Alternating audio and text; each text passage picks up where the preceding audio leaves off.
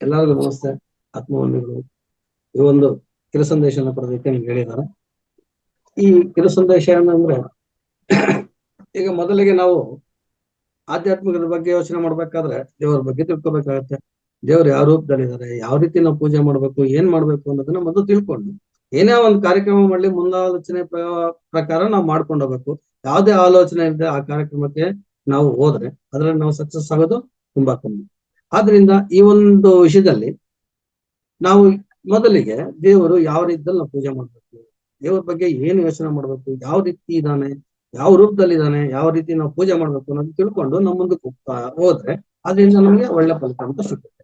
ಇದರಲ್ಲಿ ಒಂದು ರೀತಿ ಹೇಳ್ಬೇಕಾದ್ರೆ ಈ ರಾಮಕೃಷ್ಣ ಪರಮಹಂಸರು ಒಂದು ಮಾತು ಹೇಳ್ತಾರೆ, ದೇವರು ಧರ್ಮಾತೀತನು, ಅಂದ್ರೆ ಯಾವುದೇ ರೀತಿಯಾದ ಧರ್ಮಕ್ಕೆ ಒಳಪಟ್ಟಿರುವಂತ ವ್ಯಕ್ತಿ ದೇವರಲ್ಲ. ನಾವು ಯಾವುದೇ ಧರ್ಮದಲ್ಲಿ, ಯಾವುದೇ ಮೂಲಕ, ಯಾವುದೇ ಪದ್ಧತಿಯಲ್ಲಿ ನಾವು ಅವ್ರನ್ನ ಆರಾಧಿಸಿದ್ರೆ, ಮನಸ್ಫೂರ್ತಿಯಾಗಿ ನಿರ್ಮಲ ಮನಸ್ಸಿನಿಂದ ಆರಾಧಿಸಿದ್ರೆ ನಮ್ಮ ಪ್ರಾರ್ಥನೆ ಅವರಿಗೆ ತಲುಪುತ್ತೆ, ಅವರು ನಮಗೆ ಸ್ಪಂದಿಸ್ತಾರೆ ಅಂತ ರಾಮಕೃಷ್ಣ ಪರಮಹಂಸರು ಹೇಳ್ತಾರೆ. ಅದೇ ರೀತಿ ದೇವರನ್ನು ಪೂಜೆ ಮಾಡೋ ವಿಧಾನವನ್ನು ಎಲ್ಲಿ ಮಾಡ್ಬೇಕು? ಚರ್ಚ್ಗಳಲ್ಲಿ ಮಾಡ್ಬೇಕಾ, ಮಂದಿರಗಳಲ್ಲಿ ಮಾಡ್ಬೇಕಾ, ಮಸೀದಿಗಳಲ್ಲಿ ಮಾಡ್ಬೇಕಾ, ಗುರುದ್ವಾರಗಳಲ್ಲಿ ಮಾಡ್ಬೇಕಾ ಅಂತ ಈ ರೀತಿಯಾದ ಒಂದು ಚರ್ಚೆ ನಮ್ಗೆ ಮನಸ್ಸಿಗೆ ಬರ್ತದೆ. ಅದಕ್ಕೆ ಸ್ವಲ್ಪ ಯೋಚನೆ ಮಾಡಬೇಕು, ಯಾವ ರೀತಿ ಎಲ್ಲಿ ಮಾಡಬೇಕು. ನನ್ನ ಒಂದು ಟಾಪಿಕ್ ಅದು, ಸ್ವಲ್ಪ ಆಲೋಚಿಸೋಣ ಅಂತ. ಆ ಆಲೋಚನೆ ಮಾಡಿದಾಗ ದೇವಸ್ಥಾನಗಳಲ್ಲಿ ನಮ್ಗೆ ಪರಮಹಂಸರು ಮೊದಲು ಒಂದು ರೀತಿ ಒಂದು ಸಂದೇಶ ಕೊಟ್ಟಿದ್ರು, ದೇವ್ರನ್ನ ಪ್ರದಕ್ಷಿಣೆ ಮಾಡ್ಬೇಕು. ಒಂದು ಗುಡಿಗಾದಾಗ ಅಲ್ಲಿ ಆ 8 ದಿಕ್ಕುಗಳಲ್ಲೂ ನಾವು ಪ್ರದಕ್ಷಿಣೆ ಮಾಡ್ತೀವಿ. ಪ್ರದಕ್ಷಿಣೆ ಮಾಡೋ ಉದ್ದೇಶ ಏನು ಅಂದ್ರೆ, 8 ದಿಕ್ಕುಗಳಲ್ಲೂ ನಮ್ಗೆ ದೇವರಿದ್ದಾನೆ ಅಂದ್ರೆ ಗುಡಿಯಲ್ಲಿ ಮಾತ್ರ ಅಲ್ಲ, 8 ದಿಕ್ಕುಗಳಲ್ಲೂ ನಾವು ಪ್ರದಕ್ಷಿಣೆ ಮಾಡೋದ್ರಿಂದ, 8 ದಿಕ್ಕುಗಳಿಗೂ ನಮಸ್ಕಾರ ಮಾಡೋದ್ರಿಂದ ಆ ದಿಕ್ಕುಗಳಲ್ಲಿ ದೇವರಿದ್ದಾನೆ. ಆದ್ರೆ ದೇವ್ರು ಇಲ್ದೇ ಇರುವಂತ ಜಾಗನೇ ಇಲ್ಲ. ಗಾಳಿ ಇಲ್ದೇ ಇರುವಂತ ಜಾಗ ಇರ್ಬೋದು, ಆದ್ರೆ ದೇವ್ರು ಇಲ್ದೇ ಇರುವಂತ ಜಾಗ ಇಲ್ಲ ಅಂತ ನಮ್ಗೆ ತಿಳಿಸ್ಕೊಟ್ಟಿದ್ದಾರೆ. ಅದೇ ರೀತಿ ಯಾವ ರೀತಿ ಅದನ್ನ ಹೊಲಿಸ್ಕೊಳ್ಳೋದಕ್ಕೆ ನಾವು ಪೂಜೆ ಮಾಡ್ಬೇಕು.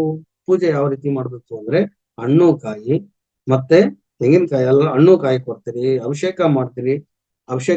ನಮಗ್ ಬೇಕಾಗಿರುವಂತ ಅಲಂಕಾರಗಳಲ್ಲಿ ದೇವ್ರನ್ನ ನಾವು ನೋಡ್ರಿ ಅವ್ರಿಗೆ ಪೂಜೆ ಮಾಡೋದಕ್ಕೆ ಪ್ರಯತ್ನ ಮಾಡ್ತೀರಿ.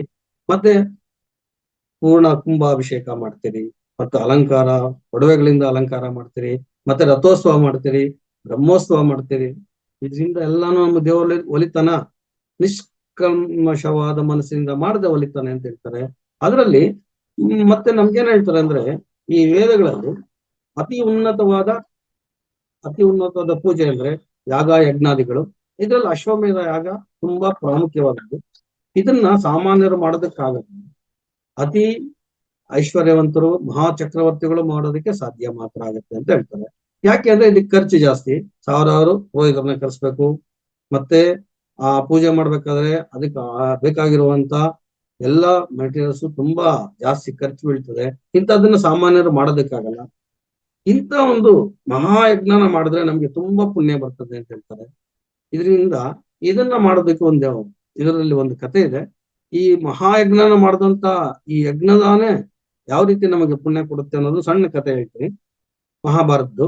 ಇಲ್ಲಿ ಒಬ್ಬ ಮಹಾಚಕ್ರವರ್ತಿ ಯಜ್ಞ ಮಾಡ್ಬೇಕಾದ್ರೆ ಏನೇನೋ ಸಲಕರಣೆಗಳು ಬೇಕು ಅನ್ನೋದನ್ನ ಎಲ್ಲಾನು ಅವಳಿಸ್ತಾ ಇರ್ತಾರೆ. ಎಲ್ಲ ಸಕಲ ವ್ಯವಸ್ಥೆಯನ್ನು ಸಾಂಗೋಪವಾಗಿ ಮಾಡ್ತಾ ಇರ್ತಾರೆ. ಪೂಜಾ ವಿಧಾನಗಳು ಮತ್ತೆ ಎಲ್ಲಾ ಪಂಡಿತರನ್ನೆಲ್ಲ ಕರೆಸಿರ್ತಾರೆ. ಎಲ್ಲಾನು ಪೂಜೆ ಪ್ರಾರಂಭ ಆಗುವ ಒಂದು ಸಮಯ, ಆ ಸಮಯಕ್ಕೆ ಸರಿಯಾಗಿ ಆ ಒಂದು ಯಜ್ಞ ಸ್ಥಳಕ್ಕೆ ಮತ್ತು ಮುಂಗ್ಸಿ ಬರ್ತಾರೆ. ಮುಂಗ್ಸಿ ಬಂದು ಆ ಮುಂಗ್ಸಿ ಯಾವ ರೀತಿ ಇರ್ತದೆ ಅಂದ್ರೆ, ಅದರ ಮೈಯೆಲ್ಲ ಸಂಪೂರ್ಣವಾಗಿ ಸ್ವರ್ಣ ಅಂದ್ರೆ ಬಂಗಾರದಂತ ಇರ್ತದೆ. ತೋಕೆ ಮಾತ್ರ ಅದು ಮಾಮೂಲಿ ಆಗಿರ್ತದೆ.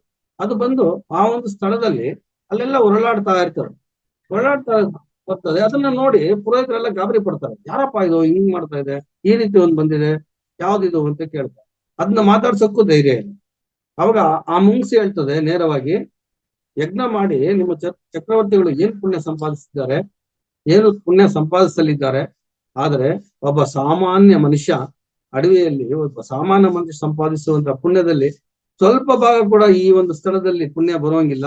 ಏನ್ ಸಂಪಾದನೆ ಮಾಡ್ತಾರೆ ನಿಮ್ಮ ಮಹಾರಾಜರು ಯಜ್ಞದಿಂದ? ಈ ಯಜ್ಞ ಮಾಡೋದಕ್ಕೆ ಏನು ಪ್ರಯೋಜನ ಇಲ್ಲ ಅಂತ ಹೇಳ್ತಾರೆ. ಈ ಮಾತನ್ನ ಕೇಳಿ ಎಲ್ಲರಿಗೂ ಭಯ ಪಡ್ತಾರೆ. ಒಂದು ಮುಂಗ್ಸಿ ಮಾತಾಡ್ತಾ ಇರೋದೇನು ಅಂತ. ಆವಾಗ ಒಬ್ಬ ಬ್ರಾಹ್ಮಣ, ಒಬ್ಬ ಪುರೋಹಿತ ಧೈರ್ಯ ಮಾಡಿ ಆ ಮುಂಗ್ಸಿನ ಕೇಳ್ತಾನೆ, ಯಾರು ನೀನು, ಎಲ್ಲಿಂದ ಬಂದೆ, ನೀನು ಮುಂಗ್ಸಿ ಆಗಿದ್ದುಕೊಂಡು ಮಾತಾಡ್ತಾ ಇದೀಯಾ, ಎಲ್ಲಿಂದ ಬಂತು ನಿನ್ಗೆ ಶಕ್ತಿ ಅಂತ ಕೇಳಿ. ಅವಾಗ ಆ ಮುಂಗ್ಸಿ ಹೇಳ್ತದೆ, ಏನಿಲ್ಲಪ್ಪ, ನಾನು ಇಲ್ಲೇ ಪಕ್ಕದಲ್ಲಿ ಒಂದು ವಿಲೇಜ್ ಅಲ್ಲಿ ಹತ್ರ ಇರೋದು ಕಾಡಲ್ಲಿ ಇದೀನಿ. ಆ ಕಾಡಿಂದ ಬಂದೆ. ನನ್ನ ಮೈಯೆಲ್ಲ ಬಂಗಾರ ಆಗಿತ್ತು, ಆದ್ರೆ ನನ್ನ ತೋಕೆ ಮಾತ್ರ ಬಂಗಾರ ಆಗಿರ್ಲಿಲ್ಲ. ಯಜ್ಞ ಮಾಡೋದ್ರಿಂದ ಈ ಮಹಾ ಅಶ್ವಮೇಧ ಯಜ್ಞ ಮಾಡೋದ್ರ ಸ್ಥಳ ಪುಣ್ಯ ಸ್ಥಳ ಅಂತ ಗೊತ್ತಾಗಿ ಇಲ್ಲಿ ಬಂದು ನಾನು ಉಳ್ಳಾಡ್ದೆ. ಆದ್ರೆ ನನ್ನ ತೋಕೆ ಬಂಗಾರ ಆಗ್ಲೇ ಇಲ್ಲ, ಹಂಗೆ ಇತ್ತು. ಯಾವ ರೀತಿ ಆಯ್ತು ನಿನ್ನ ಬಂಗಾರ ಮನುಷ್ಯ, ನಿನ್ನ ಮೈಯೆಲ್ಲ ಅಂತ ಕೇಳಿದಾಗ ಆವಾಗ ಆ ಮುಂಗಿಸಿ ಒಂದ್ ಕಥೆ ಹೇಳ್ತದೆ, ನಿಜವಾದ ನಡೆದಂತ ಸಂಗತಿ ಅಂತ ಹೇಳಿ.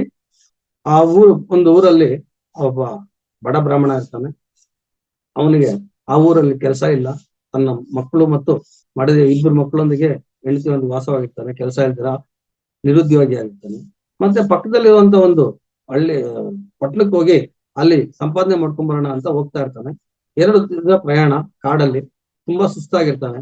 ಒಂದು ಕಾಡಲ್ಲಿ ಒಂದು ಆಲದ ಮರದ ಹತ್ರ ಒಂದು ಪುಷ್ಕರಣಿ ಇರ್ತದೆ, ಅಲ್ಲಿ ವಿಶ್ರಮಿಸ್ತಾ ಇರ್ತಾನೆ.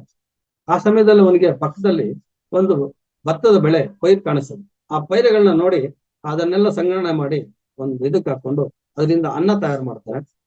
ಇನ್ನೇನು ಕೂತ್ಕೊಂಡು ಅನ್ನನ ತಿನ್ಬೇಕು. ಆ ಸಮಯಕ್ಕೆ ಸರಿಯಾಗಿ ಅಲ್ಲಿಗೆ ಒಬ್ಬ ಮಹರ್ಷಿ ಬರ್ತಾರೆ. ಮಹರ್ಷಿ ಬಂದು ಆತನಿಗೆ ಒಂದು ನಮಸ್ಕಾರ ಮಾಡ್ಬಿಟ್ಟು, ಬಾ, ನಾನು ಒಂದು ವಾರದಿಂದ ಉಪವಾಸ ಇದ್ದೀನಿ, ನಾನು ಊಟನೇ ಮಾಡಿಲ್ಲ, ತುಂಬಾ ಹಸಿವು ಆಗ್ತದೆ, ಏನನ್ನ ಕೊಡಿ. ಆವಾಗ ಆ ಬ್ರಾಹ್ಮಣ ಏನ್ ಮಾಡ್ತಾನೆ, ತನ್ನ ಪಾಲಿನ ಅನ್ನವನ್ನ ಆ ಒಬ್ಬ ಬ್ರಾಹ್ಮಣ ಋಷಿಗೆ ಕೊಡ್ತಾನೆ. ಆದ್ರೆ ಆ ಋಷಿ ಹಸಿವು ಹಿಂಗೋದಿಲ್ಲ. ಮತ್ತೆ ಏನ್ ಮಾಡ್ತಾನೆ, ಇನ್ನ ಬೇಕು ಅಂತಾನೆ. ಅವಾಗ ತನ್ನ ಹೆಂಡತಿಗೆ ಹೇಳ್ತಾನೆ. ಆ ಹೆಂಡತಿನೂ ಪಾಲನ್ನು ಕೊಡ್ತಾರೆ, ಜೊತೆಗೆ ಮಕ್ಕಳ ಪಾಲನ್ನು ಆ ಒಬ್ಬ ಋಷಿಗೆ ಸಮರ್ಪಣೆ ಮಾಡ್ತಾನೆ. ಅವಾಗ ಆ ಋಷಿ, ತುಂಬಾ ಧನ್ಯವಾದಗಳಪ್ಪ, ಒಂದು ವಾರದಿಂದ ಊಟ ಮಾಡಿದ ಹೊಟ್ಟೆ ತುಂಬಿತು, ನಿನಗೆ ದೇವರು ಅನುಗ್ರಹಿಸ್ಲಿ ಅಂತ ಹೇಳ್ಬಿಟ್ಟು ಆಶೀರ್ವಾದ ಮಾಡಿ ಅಲ್ಲಿಂದ ಹೊರಟೋಗ್ತಾನೆ. ಈ ಒಂದು ಸಂದರ್ಭದಲ್ಲಿ ಆ ಒಂದು ಸ್ಥಳನ ಈ ಒಂದು ಮುಂಗ್ಸಿ ನೋಡ್ತಾ ಇರ್ತದೆ. ಅದನ್ನ ಮಾಡಿ ಅವರು ಹೋದ ತಕ್ಷಣ ಈ ಮುಂಗ್ಸಿ ಆ ಸ್ಥಳಕ್ಕೆ ಬಂದು ಅಲ್ಲಿ ಎಷ್ಟು ಒಳ್ಳೆ ಸ್ಥಳ ಅನ್ಬಿಟ್ಟು ಅಲ್ಲಿ ಹೊರಲಾಡ್ತದೆ. ಹೊರಲಾಡಿದಾಗ ಅದ್ರ ಮೈಯೆಲ್ಲ ಬಂಗಾರ ಆಗುತ್ತೆ. ಆಮೇಲೆ ಅದಕ್ಕೆ ಆ ಒಂದು ಸ್ಥಳದ ಮಹಿಮೆಯಿಂದ ಅದಕ್ಕೆ ಮಾತಾಡುವಂತ ಶಕ್ತಿ ಬರ್ತದೆ. ಅಂದ್ರೆ ಆ ಸ್ಥಳಕ್ಕೆ ಬಂದಿದ್ದು ಅಲ್ಲಿ ಇದ್ದಿದ್ದಕ್ಕೋಸ್ಕರನೇ ಅದರ ಮೈಯೆಲ್ಲ ಬಂಗಾರ ಆಯ್ತು ಅಂದ್ರೆ ಆ ಪುಣ್ಯ ಎಷ್ಟು ಬಂತು ಆ ಒಬ್ಬ ಬ್ರಾಹ್ಮಣನಿಗೆ. ಅಂದ್ರೆ ತನ್ನ ನಿಸ್ವಾರ್ಥ ಸೇವೆಯಿಂದ, ತನಗೆ ಹೊಟ್ಟೆ ಹಸಿದ್ರು ಯಾವುದೇ ಫಲಾಪೇಕ್ಷೆ ಇಲ್ಲದೆ ಆ ಬ್ರಾಹ್ಮಣ ಆ ಸಂಪೂರ್ಣವಾದ ಅನ್ನವನ್ನ ಆ ಋಷಿಗೆ ಅರ್ಪಿಸ್ತಾನೆ. ಯಾವುದೇ ಫಲಾಪೇಕ್ಷೆ ಪಡೋದಿಲ್ಲ, ನಿಸ್ವಾರ್ಥ ಸೇವೆಯಿಂದ ಇರ್ತದೆ. ಇದರಿಂದ ಅವನಿಗೆ ತುಂಬಾ ಫಲ ಸಿಗ್ತದೆ. ಅದೇ ಇಲ್ಲಿ ಅಶ್ವಮೇಧ ಯಾಗಕ್ಕೆ ಇಷ್ಟೆಲ್ಲ ಸರಕಳೆ ಮಾಡಿ ಇಷ್ಟು ದೊಡ್ಡದಾಗಿ ಮಾಡ್ತಾ ಇದ್ರು ಕೂಡ ಇವರು ತನಗೆ ಒಳ್ಳೆ ಫಲ ಸಿಗ್ತದೆ ಅಂತ ಅಪೇಕ್ಷೆ ಇಟ್ಕೊಂಡು ಮಾಡ್ತಾ ಇರೋದ್ರಿಂದ ಇಲ್ಲಿ ಯಾವುದೇ ರೀತಿಯಾದ ಅವರಿಗೆ ಪುಣ್ಯ ಲಭಿಸೋದಿಲ್ಲ ಅನ್ನೋ ಒಂದು ಮಾದರಿಯಾದ ಕಥೆ ಹೇಳ್ತೇವೆ. ಇದಕ್ಕೆ ನಾವೇನ್ ಮಾಡ್ಬೇಕು ಅಂದ್ರೆ, ನಾವು ಯಾವುದೇ ಕಾರ್ಯಗಳು ಮಾಡ್ಬೇಕಂದ್ರೆ, ಯಾವುದೇ ಪುಣ್ಯ ಕಾರ್ಯಗಳು ಮಾಡ್ಬೇಕಾದ್ರೆ ಫಲಾಪೇಕ್ಷೆ ಇಟ್ಕೋಬಾರ್ದು. ಇಟ್ಕೊಳ್ಳಿದ ನಿಸ್ವಾರ್ಥ ಸೇವೆಯಿಂದ ಮಾಡಿದ್ರೆ ಮಾತ್ರ ನಮ್ಗೆ ಅದರಿಂದ ಒಳ್ಳೆ ಫಲ ಲಭಿಸುತ್ತೆ ಅಂತ ಹೇಳ್ತದೆ. ಇದನ್ನ ಅರ್ಥ ಮಾಡ್ಕೊಂಡು ಅಲ್ಲಿಗೆ ನಮ್ಗೆ ಇದರಿಂದ ಒಂದು ಅರ್ಥ ಆಗತ್ತೆ, ಯಾವುದೇ ರೀತಿಯಾದ ಯಜ್ಞಗಳು ಮಾಡಿದ್ರು ನಮ್ಗೆ ಪುಣ್ಯ ಬರೋದಿಲ್ಲ. ಪುಣ್ಯ ಬರ್ಬೇಕಾದ್ರೆ ನಾವು ಏನ್ ಮಾಡ್ಬೇಕು, ಇಲ್ಲಿ ಋಷಿಗಳಾಗ್ಲಿ ಅನ್ನ ಸರ್ಪಣೆ ಮಾಡೋದಾಗ್ಲಿ ಏನೇ ಮಾಡ್ಲಿ ನಾವು ಯಾವುದೇ ರೀತಿಯಾದ ಫಲಾಪೇಕ್ಷೆ ಇಟ್ಕೋಬಾರ್ದು. ಆ ಇಟ್ಕೊಳ್ಳಿದಿರ ಮಾಡೋ ದಾನ ನಮ್ಗೆ ಪುಣ್ಯ ಲಭಿಸುತ್ತೆ ಅಂತ ಹೇಳ್ತಾರೆ. ಈ ಪುಣ್ಯ ಅಂತ ತಕ್ಷಣ ನಮ್ಗೆ ಇನ್ನೊಂದು ದೇವರ ಕೃಪೆ ಪ್ರಾರ್ಥನೆ. ಪುಣ್ಯ ಯಾವ ರೀತಿ ಸಂಪಾದನೆ ಮಾಡ್ಬೇಕು, ಯಾವ್ಯಾವ್ದಿಂದ ಬರ್ತದೆ ಅಂದ್ರೆ ಯಜ್ಞ, ಅವೆಲ್ಲ ಹೇಳಿದ್ದೆ. ಈ ಎಲ್ಲಾ ಪುಣ್ಯ ಕಾರ್ಯಗಳಿಂದ ಮಾಡೋದು ಯಾವ್ದಾವ್ದು ಪುಣ್ಯ ಕಾರ್ಯಗಳು ಅಂತ ಕೇಳಿದಾಗ ನಾವು ನಿಸ್ವಾರ್ಥ ಸೇವೆ, ಸ್ವಾರ್ಥ ಇಲ್ಲದ ಸೇವೆ ಮತ್ತು ಅದರ ಆಧಾರದ ಮೇಲೆ ನಮ್ಗೆ ಪುಣ್ಯ ಲಭಿಸ್ತದೆ ಅಂತ ಎಲ್ಲ ಬಲ್ಲವರು ಹೇಳ್ತಾರೆ. ಅದ್ರ ತಕ್ಷಣ ನಮ್ಗೆ ಏನಾಗುತ್ತೆ ಅಂದ್ರೆ, ನಾವು ತುಂಬಾ ಬುದ್ಧಿಶಕ್ತಿಯವರು, ನಮಗೆ ತುಂಬಾ ಬುದ್ಧಿ ಕೊಟ್ಟಿದ್ದಾನೆ ದೇವರು. ಎಲ್ಲ ನಮ್ಮ ಬದುಕನ್ನ ನಾವೇ ತಿದ್ದುಕೊಳ್ಳುವಂತ ಶಕ್ತಿ ಕೊಟ್ಟಿರೋದ್ರಿಂದ ನಮ್ಮ ಮುಂದಿನ ಭವಿಷ್ಯನ ಕೂಡ ನಾವೇ ನಿರ್ಧಾರ ಮಾಡ್ಕೊಳ್ತೀವಿ. ಆ ನಿರ್ಧಾರ ಮಾಡ್ಕೊಳ್ಬೇಕಾದ್ರೆ ನಾವು ಏನ್ ಮಾಡ್ಬೇಕು ಅಂದ್ರೆ, ಒಳ್ಳೆಯ ಕೆಲಸಗಳನ್ನ ಆ ತಕ್ಷಣ ಮಾಡೋದನ್ನ ಮೊದಲು ಕಲಿಬೇಕು. ಯಾವುದೇ ರೀತಿಯಾದ ನಮ್ಮ ಸ್ವಾರ್ಥ ಬುದ್ಧಿನ ನಾವು ಅಲ್ಲಿ ನಿಜವಾಗ್ಲೂ ಉಪಯೋಗಿಸ್ಕೋಬಾರ್ದು. ಆದ್ರೆ ಇಲ್ಲಿ ನಾವೇನ್ ಮಾಡ್ತೀವಿ, ಸ್ವಾರ್ಥ ಬುದ್ಧಿ ಅಂದ ತಕ್ಷಣ ನಮ್ಗೇನಾಗುತ್ತೆ ಅಂದ್ರೆ, ನಾವ್ ಹೆಂಗಿದ್ದೀರಿ, ಇನ್ನೊಬ್ಬರ ಬಗ್ಗೆ ಹೋಲಿಕೆ ಮಾಡಕ್ ಪ್ರಾರಂಭ ಮಾಡ್ತೀವಿ. ಅವರು ನಾವು ಸುಂದರವಾಗಿಲ್ಲ, ಅವ್ರು ನಮಗಿಂತ ತುಂಬಾ ಸುಂದರವಾಗಿದ್ದಾರೆ, ತುಂಬಾ ಐಶ್ವರ್ಯವಂತರು ಅಂತ ನಮ್ಮ ಮೇಲಿನವರನ್ನ ನಾವು ಗಮನಿಸ್ತಾ ಹೋಗ್ತೀವಿ. ಇದರಿಂದ ನಮ್ಗೇನಾಗುತ್ತೆ ಅಂದ್ರೆ ನಾವು ಅವ್ರಿಗಿಂತ ಕಡೆ ದುಃಖದಿಂದ ನಾವು ಇರೋದಕ್ಕೆ ಅಲ್ಲಿ ಕಾರಣ ಆಗುತ್ತೆ. ಅವ್ರು ನಮ್ಗಿಂತ ತುಂಬಾ ಐಶ್ವರ್ಯವಂತರು, ತುಂಬಾ ಅಧಿಕಾರಿ ಉಳ್ಳವರು ಅಂತ ನಾವು ನೋಡ್ತಾ ಇರ್ತೀವಿ. ಆದ್ರೆ ನಮ್ಮನ್ನ ನಾವು ಕಮ್ಮಿ ಮಾಡ್ಕೊಂತ ಇರ್ತೀವಿ. ಅದ್ರ ಬದಲು ನಾವು ನಮಗಿಂತ ಕೆಳಗಡೆ ಇರೋನ್ನ ನಾವು ಗಮನಿಸೋಕೆ ಹೋದಾಗ ನಾವು ಅವ್ರಿಗಿನ್ನ ಪುಣ್ಯವಂತರು ಅಂತ ಅನ್ಸ್ಕೊಳಲ್ವಾ? ಅದನ್ನ ಯಾಕೆ ನಾವು ಮಾಡೋದಿಲ್ಲ? ಒಬ್ಬ ನಮಗಿನ್ನ ಬಡವನು ಇರ್ತಾನೆ, ಅವನ ಬಟ್ಟೆ ಕೊಡ್ಕೊಳಕ್ಕಾಗಲ್ಲ, ಊಟಕ್ಕಿರಲ್ಲ, ಅಂತವ್ರನ್ನ ನೋಡಿ ನಾವು ಅವ್ರಿಗಿನ್ನ ಒಳ್ಳೆಯವರು, ನಾವು ಪುಣ್ಯ ಮಾಡಿದ್ವಿ ಅಂತ ನಾವ್ ಯಾಕೆ ಗಮನಿಸೋದಿಲ್ಲ? ಬರೀ ನಮ್ಗಿನ್ನ ಮೇಲಿನವ್ರನ್ನ ನೋಡಿ ನೋಡಿ ನೋಡಿ ನಾವು ಯಾಕೆ ಅಸೂಯ ಪಡ್ಕೋಬೇಕು? ಇದಕ್ಕೆ ಒಂದು ಎಕ್ಸಾಂಪಲ್ ಹೇಳ್ತೀನಿ. ಏನಂದ್ರೆ, ಒಂದು ಕಾಡಲ್ಲಿ ಜಿಂಕೆ ಓಡ್ತಾ ಇರ್ತದೆ, ಅದ್ರ ಹಿಂದ್ಗಡೆ ಹುಲಿ ಅದನ್ನ ನಡ್ಸ್ಕೊಂಡು ಹೋಗ್ತದೆ. ಆದ್ರೆ ಜಿಂಕೆ ಹುಲಿಗಿಂತ ಜೋರಾಗಿ ಫಾಸ್ಟ್ ಆಗಿ ಓಡುತ್ತೆ. 100 ಕಿಲೋಮೀಟರ್ ಜಿಂಕೆ ಓಡಿದ್ರೆ ಬರೀ 60 ಕಿಲೋಮೀಟರ್ ಹುಲಿ ಓಡುತ್ತೆ. ಆದ್ರೂ ಅದು ಬೇಟೆ ಆಡುತ್ತೆ. ಯಾವ ರೀತಿ ಬೇಟೆ ಆಡುತ್ತೆ? ಅದು ತಾನು ಹುಲಿ ನನ್ನ ಬೇಟೆ ಆಡ್ತಾ ಇದೆ, ನನಗೆ ಬರ್ತಾ ಇದೆ ಅಂತ ಆ ಹುಲಿನ ನೋಡ್ಕೊಂಡು ಓಡ್ತಾ ಇರ್ತದೆ ಜಿಂಕೆ. ಆದ್ರೆ ಅದ್ರ ಗುರಿ ಭಯ ಮತ್ತೆ ಅದನ್ನ ನೋಡೋದೇ ಆಗಿರ್ತದೆ. ಆದ್ರೆ ಹುಲಿದು ತಾನು ಬೇಟೆ ಆಡ್ಬೇಕು ಅನ್ನೋ ಒಂದೇ ಗುರಿ ಇರ್ತದೆ. ಅದಕ್ಕಿಂತ 2 ಪಟ್ಟು ಕಮ್ಮಿ ಓಡಿದ್ರು ಅದನ್ನ ಬೇಟೆ ಆಡೋದ್ರಲ್ಲಿ ಫಲಿಸ್ತದೆ. ಅಂದ್ರೆ ನಾವು ಇನ್ನೊಬ್ಬರನ್ನ ನೋಡಿ ಅಸೂಯೆ ಪಡೋದಕ್ಕಿಂತ, ಇನ್ನೊಬ್ಬರನ್ನ ನೋಡಿ ನಾವು ಭಯ ಪಡೋದಕ್ಕಿಂತ, ನಮ್ಮನ್ನ ನಾವು ಒಳ್ಳೆಯವರು ಅಂತ ತಿಳ್ಕೊಂಡು ನಾವು ಉನ್ನತ ಸ್ಥಾನಕ್ಕೆ ಹೋಗೋದಕ್ಕೆ ಅನುಕೂಲ ಆಗುತ್ತೆ. ಇಲ್ಲಿ ಹುಲಿಯ ಶಕ್ತಿ ಅಲ್ಲ ಮುಖ್ಯ, ಹುಲಿಯ ಯೋಚನೆ ಮುಖ್ಯ, ಜಿಂಕೆಯ ಯೋಚನೆ ಮುಖ್ಯ. ಇಲ್ಲಿ ಯಾವ ರೀತಿ ನಾವು ಭಯ ಪಡ್ಕೊಂಡು ಇನ್ನೊಬ್ಬರನ್ನ ನೋಡಿ ನಾವು ಹೋಗೋದನ್ನ ಕಮ್ಮಿ ಮಾಡ್ತೀವೋ, ಅದ್ರ ಬದಲು ನಮ್ಗೆ ಶಕ್ತಿ ಇದೆ, ನಾವು ಮುಂದೆ ಹೋಗ್ಬೋದು, ನಾವು ಒಳ್ಳೆ ಉನ್ನತ ಸ್ಥಾನಕ್ಕೆ ಹೋಗ್ಬೋದು, ಯಾರಿಗೇನ್ ನಾವು ಕಮ್ಮಿ ಇಲ್ಲ ಅಂತ ನಾವು ಯೋಚನೆ ಮಾಡ್ತಾ ಹೋದ್ರೆ ನಾವು ನಿಜವಾಗ್ಲೂ ಅವ್ರಿಗಿನ್ನ ಚೆನ್ನಾಗಿ ಮುಂದಕ್ಕೆ ಹೋಗಕ್ಕೆ ಸಾಧ್ಯ ಆಗುತ್ತೆ. ಇನ್ನ ಇಲ್ಲಿ ಪಾಪ ಪುಣ್ಯ ಅಂತಂದ್ರೆ ಪಾಪಗಳನ್ನ ನಾವು ಜಾಸ್ತಿ ಮಾಡ್ತೀವಿ, ಅದರಿಂದ ನಮಗೆ ತುಂಬಾ ತೊಂದರೆ ಆಗುತ್ತೆ ಅಂತ ಹೇಳ್ತಾರೆ. ಇದಕ್ಕೂ ಈ ಪಾಪಗಳನ್ನ ಕಳ್ಕೊಳ್ಳೋದಕ್ಕೋಸ್ಕರ ನಾವೇನ್ ಮಾಡ್ತೀರಿ? ದೇವಸ್ಥಾನಗಳಿಗೆ ಹೋಗ್ತೀರಿ, ಮತ್ತೆ ಒಳ್ಳೆ ಈ ಶಬರಿಮಲೆಗೆ ಹೋಗಕ್ಕೆ ವ್ರತ ಮಾಡ್ತೀರಿ, ಮತ್ತೆ ತಿರುಪ್ತಿಗೆ ಹೋಗ್ತೀರಿ, ಕಾಲ್ನಡಿಗೆಯಲ್ಲಿ ಹೋಗ್ತೀರಿ, ದೇಹನ ದಂಡಿಸ್ತಾ ಹೋಗ್ತೀರಿ. ಆದ್ರೆ ದೇಹನ ದಂಡಿಸ್ತಾ ಹೋಗ್ತೀರಿ ಹೊರತು ಆದ್ರೆ ಮನಸ್ಸಿನಲ್ಲಿ ಇರುವಂತ ನಮ್ಮ ಆಲೋಚನೆಗಳು ದಂಡಿಸೋದಕ್ಕೆ ನಾವು ಹೋಗೋದಿಲ್ಲ.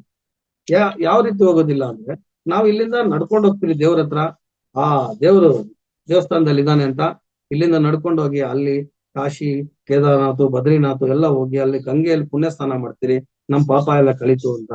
ನಾವ್ ಮಾಡೋ ಕೆಲಸಗಳೆಲ್ಲ ಕೆಟ್ಟ ಕೆಲಸಗಳೇ. ಅಲ್ಲಿ ಹೋಗಿ ಗಂಗೆಯಲ್ಲಿ ಮುಳುಗಿದ್ರೆ ನಾವ್ ಪಾಪಗಳು ಯಾವ್ದು ಹೋಗುದು ಎಲ್ಲ ಅದೇ ರೀತಿ ಇರ್ತದೆ ಅನ್ನೋದು ನಾವು ಮನವರಿಕೆ ಮಾಡ್ಕೋಬೇಕು. ಶುದ್ಧ ಮನಸ್ಸಿನಿಂದ ಮಾಡಿದ್ರೆ ಮಾತ್ರ ನಮ್ಮ ಕಾರ್ಯಗಳು ಒಳ್ಳೇದಾಗುತ್ತೆ, ಆ ಪಾಪ ನಮ್ಗೆ ಅಂಟೋದಿಲ್ಲ. ಯಾಕೆ ಹೇಳ್ತೀನಿ ಅಂದ್ರೆ, ಒಬ್ಬ ಮನುಷ್ಯ ಬೆಳಗ್ಗೆಯಿಂದ ರಾತ್ರಿ ಎಲ್ಲ ಕಳ್ತನ ಮಾಡ್ತಾನೆ, ಕಳ್ತನ ಮಾಡ್ಬಿಟ್ಟು ಬೇರೆಯವ್ರಿಗೆಲ್ಲ ತೊಂದರೆ ಕೊಟ್ಟು ಆ ಕಳ್ತನದಿಂದ ಬರುವಂತ ಹಣನ ತಗೊಂಡು ದೇವರಿಗೆ, ಸ್ವಾಮಿ ನಾನು ಕಳ್ತನ ಮಾಡಿದ ತಪ್ಪು, ಇದನ್ನ ತಮಗೆ ಅರ್ಪಿಸ್ತಾ ಇದ್ದೀನಿ, ನನ್ನ ಕಳ್ತನ ಮಾಡೋದ್ರಿಂದ ತಪ್ಪಾಗಿದೆ ಕ್ಷಮಿಸಿ ಅಂತ ಹೇಳ್ಬಿಟ್ಟು ದೇವ್ರನ್ನ ಕೇಳ್ಕೊಂತಾನೆ. ಆದ್ರೆ ಇಲ್ಲಿ ಆತರ ಮಾಡೋದು ತುಂಬಾ ತಪ್ಪು. ಕಳ್ತನ ಮಾಡಿ ತಗೊಂಡ್ಬಂದು ದೇವ್ರಿಗೆ ಹಾಸ್ಬಿಟ್ಟು ನಾನು ನಿನ್ ಭಕ್ತ ಅಂತಿರೋ ದೇವರು ಅವನ್ನ ಕ್ಷಮಿಸೋದಿಲ್ಲ. ತಪ್ಪನ್ನ ಮಾಡಿ ಮತ್ತೆ ಮಾಡಲ್ಲ ಅಂತ ದೇವರ ಹತ್ರ ಪ್ರಮಾಣ ಮಾಡಿದ್ರೆ ಒಂದ್ ಬಾರಿ ಕ್ಷಮಿಸ್ಬೋದೋ ಏನೋ. ಆದ್ರೆ ತಿಳಿಯದೆ ಮಾಡುವಂತ ತಪ್ಪನ ಕ್ಷಮಿಸ್ಬೋದು, ತಿಳಿದು ಮಾಡುವಂತ ತಪ್ಪನ ಯಾರು ಕ್ಷಮಿಸೋದಿಲ್ಲ. ಅದನ್ನ ಅರ್ಥ ಮಾಡಬೇಕು. ಒಬ್ಬ ಕಳ್ಳ ತನ್ನ ಸಂಸಾರಕ್ಕೋಸ್ಕರ ಕಳ್ತನ ಮಾಡ್ತಾನೆ, ಒಬ್ಬ ಕೊಲೆಗಾರ ಆಕಸ್ಮಿಕವಾಗಿ ಆ ಸಂದರ್ಭದಲ್ಲಿ ತೊಂದರೆ ಪಟ್ಟು ಕೊಲೆ ಮಾಡ್ಬೋದು.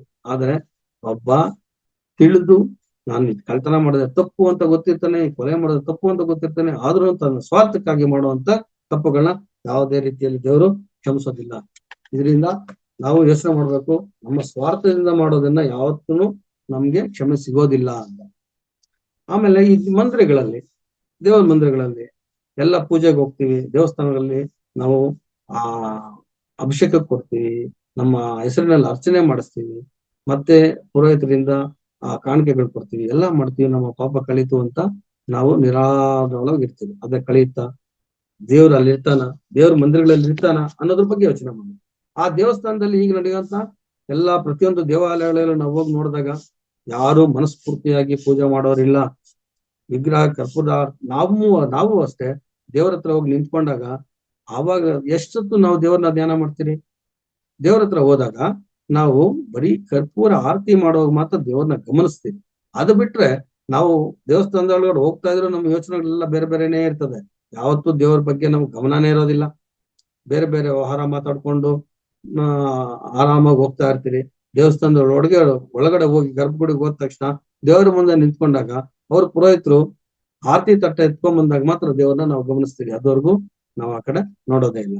ಅಲ್ಲೂ ಕೂಡ ನಾವು ವ್ಯವಹಾರ ಮಾತಾಡ್ತೀವಿ. ದೇವ್ರೆ, ನಾನು ಇಂತ ಅಭಿಷೇಕ ಮಾಡಿಸ್ತಾ ಇದ್ದೀನಿ, ನಾನ್ ನಿಮ್ಗೆ ಅಲಂಕಾರ ಮಾಡಿಸಿದೀನಿ, ನಾನು ನಿಮ್ಗೆ ಇಷ್ಟು ಕಾಣಿಕೆ ಕೊಟ್ಟಿದ್ದೀನಿ, ಅದಕ್ಕೋಸ್ಕರ ನೀವು ನನ್ಗೆ ಈ ಕೆಲಸ ಮಾಡ್ಕೊಡಿ, ನಂಗೆ ಆ ಕೆಲಸ ಮಾಡ್ಕೊಡಿ, ನಂಗೆ ಈ ತರ ಆಗ್ಬೇಕು, ನಂಗೆ ಒಳ್ಳೇದಾಗ್ಬೇಕು ಅಂತ ನಾವಲ್ಲಿ ವ್ಯವಹಾರ ಮಾತಾಡ್ತೀರಿ ಹೊರತು ದೇವ್ರನ್ನ ಭಕ್ತಿಯಿಂದ ನಾವು ಯಾವುದೇ ರೀತಿಯಾದ ಆ ಯೋಚನೆಯನ್ನು ಮಾಡ್ದಿರಾ ವ್ಯವಹಾರದಲ್ಲಿ ಕುದುರಿಸ್ಕೊಳಕ್ ಪ್ರಯತ್ನ ಮಾಡ್ತೀವಿ.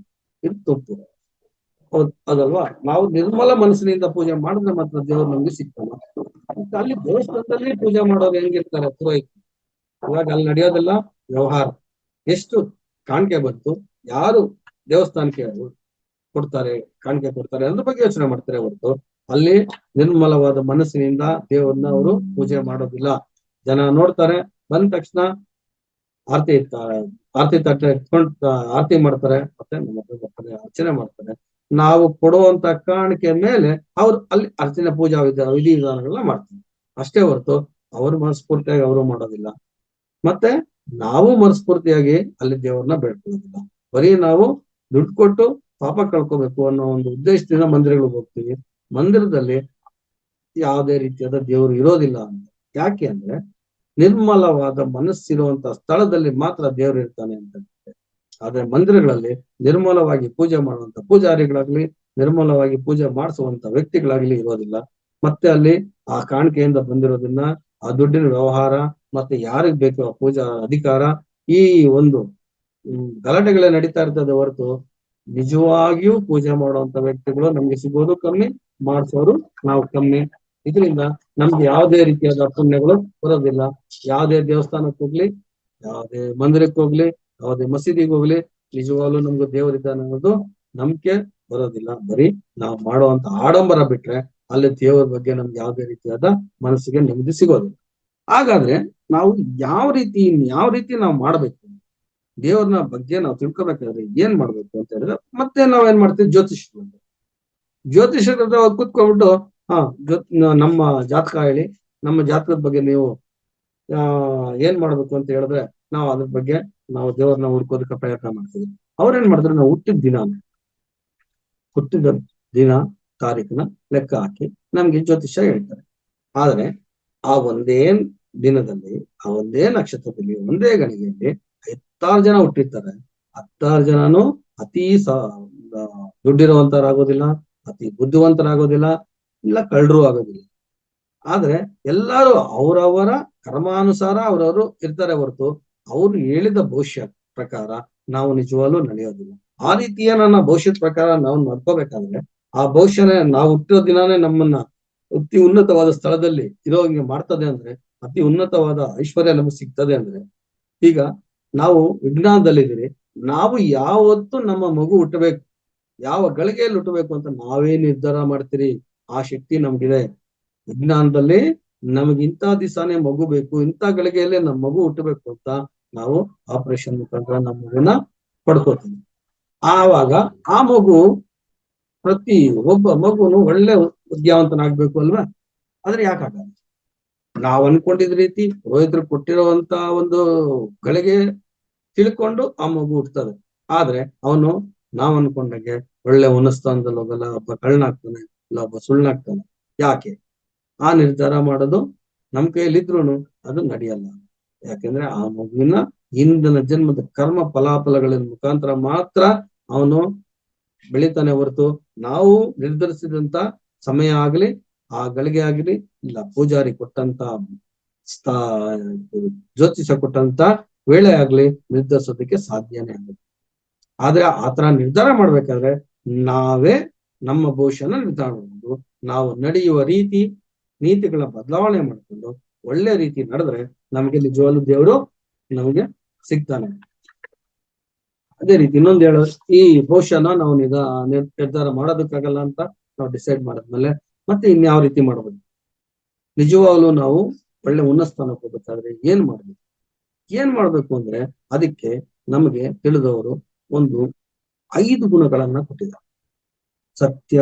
ಸತ್ಯವಾದಿತನ, ಪ್ರಾಮಾಣಿಕತನ, ಫಲಾಪೇಕ್ಷೆ ಇರದೆ ಪರಿಶ್ರಮ, ಇತರರಿಗೆ ನೋವು ಉಂಟು ಮಾಡದಿರುವ ಗುಣ ಮತ್ತು ಬಡವರ ದುಃಖವನ್ನು ಶಮನಗೊಳಿಸುವುದು ಗುಣ.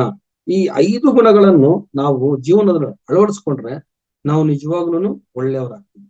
ಇಲ್ಲ ಅಂದ್ರೆ ನಮಗೆ ಯಾವುದೇ ರೀತಿಯಾದ ಪೂಜೆಗಳಾಗಲಿ ಇಲ್ಲ ಅಂದ್ರೆ ನಾವು ವ್ರತಗಳು ಮಾಡೋದಾಗ್ಲಿ, ಯಜ್ಞ ಯಾಗಾದಿಗಳು ಮಾಡೋದಾಗ್ಲಿ, ಇದರಿಂದ ಯಾವುದೇ ರೀತಿಯಾದ ನಮ್ಗೆ ಪುಣ್ಯ ಸಿಗೋದಿಲ್ಲ, ನಾವು ಕಷ್ಟಗಳಿಂದ ಪಾರಾಗೋದೇ ಇಲ್ಲ. ಆದ್ರೆ ಈ ಒಂದು 5 ಗುಣಗಳನ್ನ ನಮ್ಮ ಜೀವನದಲ್ಲಿ ಅಳವಡಿಸ್ಕೊಂಡ್ರೆ ನಿಜವಾಗ್ಲೂ ನಮಗೆ ಶಾಶ್ವತವಾದ ಒಂದು ಸುಖ ದೊರೆಯುತ್ತದೆ. ಪುರುಷರಲ್ಲಿ ಹೇರಳವಾಗಿ ಕಾಣುವ ಜೀವನದಲ್ಲಿ ಯಶಸ್ವಿಯಾಗಿ ಸಾರ್ಥಕತೆಯ ಹಾಗೂ ಜೀವನದ ಗುಣಗಳನ್ನು ಮೇಲೆ ಆಧರಿಸಿದ ಈ 5 ಗುಣಗಳಿಂದ ನಾವು ಪಡ್ಕೊಳ್ಬಹುದು. ಯಾವ ರೀತಿ ಪಡ್ಕೊಳ್ಬಹುದು ಅಂತ ನಾವು ಡಿಸೈಡ್ ಮಾಡೋಕ್ ಮುಂಚೆ ನಾವು ಜೀವನ ಅಂದ್ರೆ ಏನು ಅಂದ್ರೆ ಒಂದು ಜೀವನ ನದಿಯಲ್ಲಿ ಹರಿಯುವ ನೀರಿನ ವಿರುದ್ಧವಾಗಿ ನಾವು ಈಜುವಂತ ಒಂದು ಕೆಲಸ ಇರ್ತದೆ. ನಮ್ಮ ಜೀವನ ಅಂದ್ರೆ ಕಷ್ಟಕರವಾಗಿರ್ತದೆ.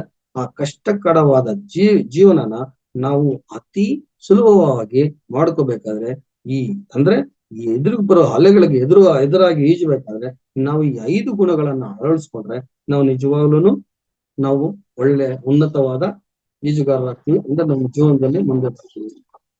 ಯಾವ ರೀತಿಯಿಂದ ಒಂದು ಕತ್ತಲು ಕೋಣೆ ಇರ್ತದೆ, ಆ ಕತ್ತಲು ಕೋಣೆಯಲ್ಲಿ ಯಾರಾದ್ರೂ ಒಬ್ಬರು ದೀಪ ಬೆಳಗ್ಬೇಕು.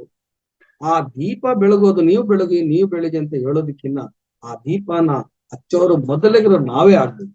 ಅಂದ್ರೆ ಒಳ್ಳೆ ಕಾರ್ಯಗಳು ಮಾಡೋದ್ರಲ್ಲಿ ನಾವೇ ಆಗಿರ್ಬೇಕು. ಅದು ಬಿಟ್ಟು ಇನ್ನೊಬ್ರು ಬರ್ತಾರೆ ಯಾರೋ ಮಾಡ್ತಾರೆ ಅಂತ ನೋಡೋದು ತುಂಬಾ ತಪ್ಪಾಗುತ್ತೆ. ನಾವೇ ಅದ್ರ ಮೊದಲಿಗರು ಆಗೋಣ ಅಂತ ಹೇಳ್ತೀನಿ.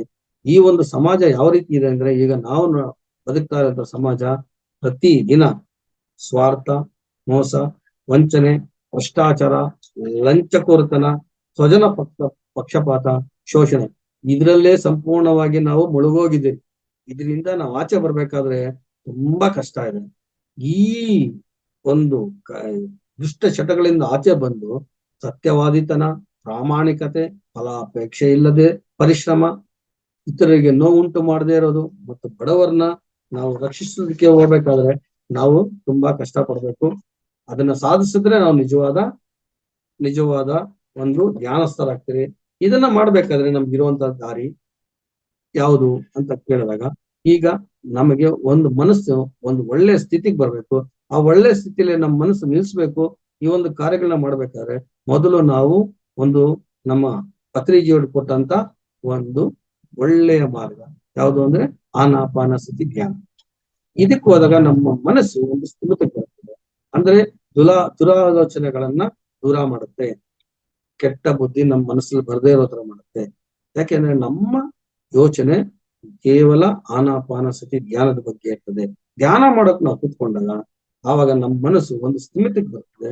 ಸ್ಥಿಮಿತದಲ್ಲಿ ನಮ್ಮ ಮನಸ್ಸು ಇದ್ದಾಗ ನಮ್ಗೆ ಬೇರೆ ಯಾವುದೇ ರೀತಿಯಾದ ಬೇರೆಯವ್ರ ತೊಂದರೆ ಕೊಡೋದಾಗ್ಲಿ ನಾವು ಯೋಚನೆ ಮಾಡೋದಿಲ್ಲ. ಮತ್ತೆ ನಮ್ಮನ್ನ ನಾವು ಅರ್ಥಕೊಳ್ತೀವಿ. ನಮ್ಮ ಕಷ್ಟ ನಾವು ತಿಳ್ಕೊಂಡಾಗ ಇತರರ ಕಷ್ಟ ನಮ್ಗೆ ಅರ್ಥ ಆಗುತ್ತೆ. ನಮ್ಮ ಕಷ್ಟನೇ ನಾವು ತಿಳ್ಕೊಳ್ದಿರ ಬೇರೆಯವ್ರ ಕಷ್ಟ ನಾವು ಅರ್ಥ ಮಾಡ್ಕೊಳಕ್ ಆಗೋದೇ ಇಲ್ಲ. ಅದರಿಂದ ಆನಾಪಾನ ಸ್ಥಿತಿ ಧ್ಯಾನ ಮಾಡ್ತಾ ಇರ್ಬೇಕಾದ್ರೆ ನಮ್ಮ ಬಗ್ಗೆ ನಾವು ತಿಳ್ಕೊಳಕ್ಕೆ ಪ್ರಯತ್ನ ಮಾಡ್ತೀವಿ. ಈ ಪ್ರಯತ್ನದಿಂದ ಇತರರಿಗೆ ನಾವು ತೊಂದರೆ ಕೊಡೋದನ್ನ ಕಮ್ಮಿ ಮಾಡ್ತೀವಿ. ಈ ಕಮ್ಮಿ ಮಾಡೋದ್ರಿಂದ ನಮ್ಮ ಉದ್ದೇಶ ಒಳ್ಳೇದಾಗುತ್ತೆ. ಒಳ್ಳೇದಾದಾಗ ನಾವು ನಡ್ಕೊಳ್ಳೋ ರೀತಿ ಸತ್ಯವಾದಿತನಾಗಿರ್ತದೆ. ಯಾವತ್ತು ನಾವು ಸತ್ಯದಿಂದ ನಡ್ಕೋಬೇಕು ಅಂತ ಆಲೋಚನೆ ಮಾಡ್ತೀವಿ. ಮತ್ತೆ ನಾವೇನ್ ಮಾಡ್ತೀವಿ, ಫಲಾಪೇಕ್ಷೆ ಇಲ್ಲ, ಯಾವುದೇ ರೀತಿಯಾದ ಫಲಾಪೇಕ್ಷೆ ಇಲ್ಲದೆ ಅಂದ್ರೆ ಪ್ರತಿಫಲ ಇಲ್ದೇನೆ ಅವರಿಗೆ ಸೇವೆ ಮಾಡೋದಕ್ಕೆ ನಾವು ಮುಂದೆ ಇಡ್ತೀವಿ. ಇಷ್ಟು ಹೇಳಿದ್ರು ಮೇಡಮ್ ಅವರು, ನಾವು ಏನಾದ್ರೂ ಒಳ್ಳೇದಾಗ್ಬೇಕಾದ್ರೆ ನಾವು ಬರೆದಿಡ್ಬೇಕು. ಬರೆದಿಡೋದ್ರಿಂದ ನಮ್ಗೆ ಒಳ್ಳೆಯ ಮನಸ್ಸಿನಿಂದ ಬರೆದಿಟ್ರೆ ಆ ಕೆಲಸ ಆಗುತ್ತೆ ಅಂತ ಹೇಳಿದ್ರು. ಅದೇ ರೀತಿ ಒಳ್ಳೆಯ ಮನಸ್ಸಿನಿಂದ ನಾವು ಯಾವುದೇ ಕಾರ್ಯ ಮಾಡಿ ನಮ್ಗೆ ಅದರಿಂದ ಒಳ್ಳೆ ಫಲ ಸಿಗುತ್ತೆ. ಒಬ್ಬರಿಗೆ ಕೆಟ್ಟದ್ದು ಮಾಡ್ಬೇಕು ಅಂತ ಯೋಚನೆ ಮಾಡಿದ್ರು ತುಂಬಾ ತಪ್ಪು ಅಂತ ನಮ್ಗೆ ಧ್ಯಾನದಿಂದ ತಿಳಿಯುತ್ತೆ. ಅವಾಗ ನಾವು ಬೇರೆಯವ್ರಿಗೆ ತೊಂದರೆ ಕೊಡೋದಿಲ್ಲ. ಮತ್ತೆ ಇನ್ನೊಬ್ಬರಿಗೆ ತೊಂದರೆ ಕೊಡಲ್ಲ ಅಂದ್ರೆ ಅಲ್ಲಿಗೆ ನಮ್ಗೆ ಮನಸ್ಸಿಗೆ ನೆಮ್ಮದಿ ಇರ್ತದೆ. ಒಬ್ರು ತೊಂದರೆ ಕೊಟ್ರೆ ಆ ತೊಂದರೆ ನಮ್ಗೆ ಮನಸ್ಸಲ್ಲಿ ನೋವುಂಟು ಮಾಡುತ್ತೆ. ಈ ತರ ಕಾರ್ಯಗಳನ್ನ ಆದಷ್ಟು ನಾವು ಅವಾಯ್ಡ್ ಮಾಡ್ತಾ ಹೋಗ್ಬೇಕು. ಈ ಒಂದು ಸಮಾಜದಲ್ಲಿ ಬದುಕಬೇಕಾದ್ರೆ ನಾವು ಆದಷ್ಟು ನ್ಯಾಯ, ನೀತಿ, ನಿಷ್ಠೆಯಿಂದ ಬದುಕೋದಕ್ಕೆ ಪ್ರಯತ್ನ ಮಾಡ್ಬೇಕು. ಈ ಪ್ರಯತ್ನ ಮಾಡೋದಕ್ಕೆ ನಮ್ಗೆ ಶಕ್ತಿ ಬರ್ಬೇಕಾದ್ರೆ ನಮಗೆ ಆದಷ್ಟು ಧ್ಯಾನ ಬೇಕು. ಧ್ಯಾನಕ್ಕೆ ನಾವು ಹೋಗ್ಬೇಕಾದ್ರೆ ನಾವು ಆನಾಪಾನಸತಿ ಧ್ಯಾನದಲ್ಲಿ ಕೂತ್ಕೊಂಡು ಪ್ರತಿನಿತ್ಯ ಕನಿಷ್ಠ ಪಕ್ಷ 2 ಗಂಟೆ ಆದ್ರೂ ನಾವು ಧ್ಯಾನ ಮಾಡಿದ್ರೆ ನಾವು ಒಳ್ಳೆಯ ಪ್ರಜೆಗಳಾಗಿ ಬದುಕೋದಕ್ಕೆ ಸಾಧ್ಯ. ಮತ್ತೆ ನಮ್ಮನ್ನ ಮುಂದಿನ ಜನ್ಮ ಇಲ್ದಂಗೆ ಇದೇ ಜನ್ಮ ನಾವು ಕೊನೆ ಮಾಡಿಕೊಂಡು ಒಳ್ಳೆಯ ಸಾರ್ಥಕತೆ ಜೀವನ ನಡೆಸೋದಕ್ಕೆ ಅನುಕೂಲ ಆಗುತ್ತೆ ಅಂತ ಈ ಒಂದ್ 2 ಮಾತುಗಳನ್ನ ಹೇಳೋದಕ್ಕೆ ಅವಕಾಶ ಮಾಡಿಕೊಟ್ಟಂತ ಅವ್ರಿಗೆ ಪತ್ರಿಜ್ ಅವರಿಗೆ ಮತ್ತೆ ನಮ್ಮ ರಂಗನಾಥ್ ಧನ್ಯವಾದಗಳನ್ನು ನಡೆಸ್ತಾ ಇದ್ದೀನಿ. Thank you Guruji.